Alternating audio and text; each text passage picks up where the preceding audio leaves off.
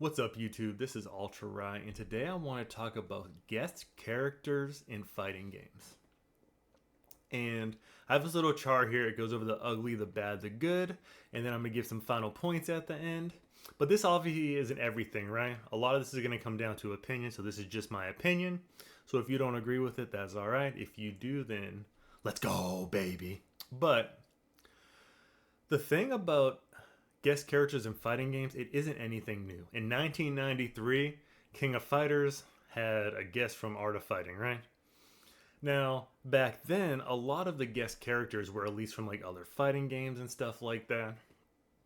And then you get into the world, later on where you start getting, people from movies and stuff like that. And now we're to the point of King of Fighters where we're having real people. But if you think about it, Mortal Kombat had real people before Fatal Fury City of the Wolves. I mean, you think about a Peacemaker is pretty much John Cena, right? So it's not like we don't have people in real life, even though I know they're playing fictional characters in video games or in fighting games. We do. It's just a thing that it is now. And the first thing I want to go over is the ugly, right? When it comes to guest characters, they got to be careful. The company's got to be careful because sometimes you just can't buy the game anymore or the DLC anymore. And let's look at MK9, right? Freddy. They had to take all the digital copies offline. You can't buy MK9 digital anymore. If you want to get it, you got to get the disc version. And then Dead or Alive 5, my King of Fighters, you can't buy her anymore, right? You can still buy the game digital, but you can't buy her anymore. So you got to be careful with who you put in your game because it can actually make it so people can't buy it anymore, right?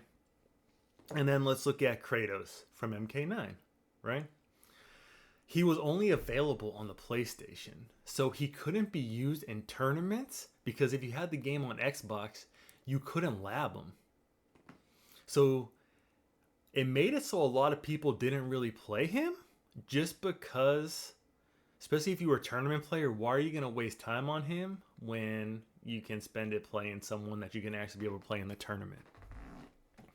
So that is the ugly thing about DLC, right? Sometimes you can't buy the game anymore, and sometimes you can't use the characters in tournaments. All right, let's talk about the bad. Legacy characters get left off the roster. It's safe to assume that if a game roster releases with 17 characters and 2 of them are guest characters, that those 2 spots would have been given to legacy characters because they're not just going to release the game with 15 characters. I mean, they could, right? They could be like, well, if it wasn't for these 2 guest characters, we just give them 15 characters. But that wouldn't make any sense. Let's take City of the Wolves, right? A lot of people, I think, that played City of the Wolves, or that played Mark of the Wolves, my bad, would want every single Mark of the Wolf character in City of the Wolves. Now, not everyone, right? There might be a character that you hated, but no one's going to be upset about it. If the base roster of Mark of the Wolves was in City of the Wolves, no one's going to be upset about it. And you could argue that it releases new cool characters from being introduced to the franchise, right? That's just something on there. I don't think that's really a bad thing, right? Me personally, I'd rather a legacy character unless it just makes sense, right? But most of the time, people don't get mad if there's a new character that's put in the game as long as they're in the game for a reason or they're meant to be there. They're a part of the story. Now, some new characters might not be popular, but no one's ever been like, I'm not going to buy a game because they put this new character in the game. So that's why I put it in the bad. But at the end of the day, I think if you have a new character over a guest character, it will be normally taken better. And then let's talk about the good, right? It is a fact that more players get into fighting games because of guest characters. I've talked to a couple of people that would have been like, hey, I would have never played Mortal Kombat if it wasn't for Terminator. Or I would have never played this game if it wasn't for that guest character. And companies do make more money. Now, this is just me assuming they make more money because they keep doing it. I don't think they would do it if they were losing money. But let's take Ronaldo, right? What does he have, like 32 million followers? So even if 1% of that 32 million pre-ordered Fatal Fury City of the Wolves, like they made a crap load of money. Now maybe 1% of the 1% that bought it actually stick with the game. Who knows, right? But it definitely does make companies more money.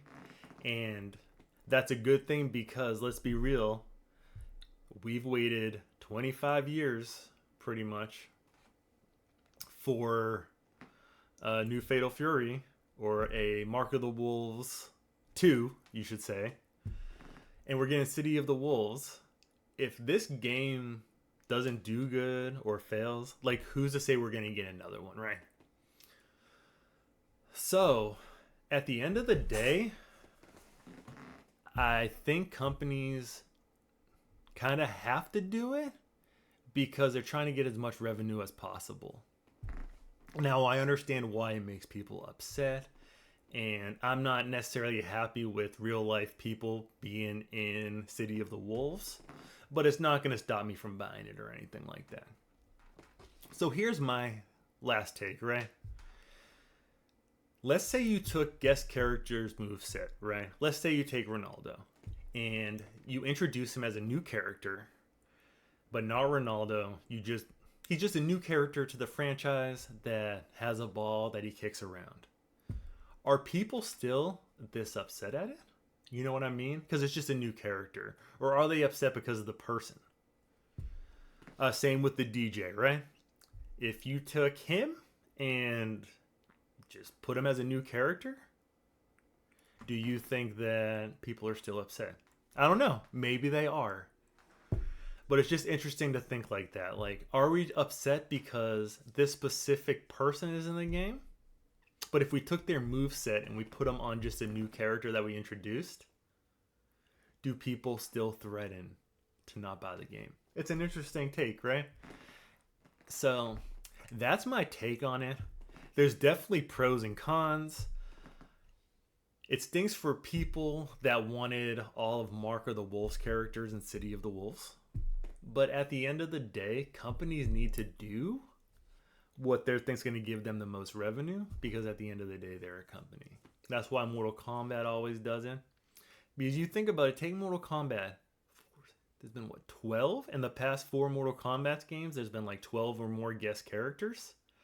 That could have been 12 slots for legacy characters. But it sells, right? And it obviously sells because a lot of games are doing it. It's not just Mortal Kombat. So it's an interesting take. I just wanted to put my thoughts out there. Make sure y'all join the Discord if y'all want to. This is my new setup. I finally got a PC. When we're doing our tournaments, I'm going to be able to actually have overlays and stuff now.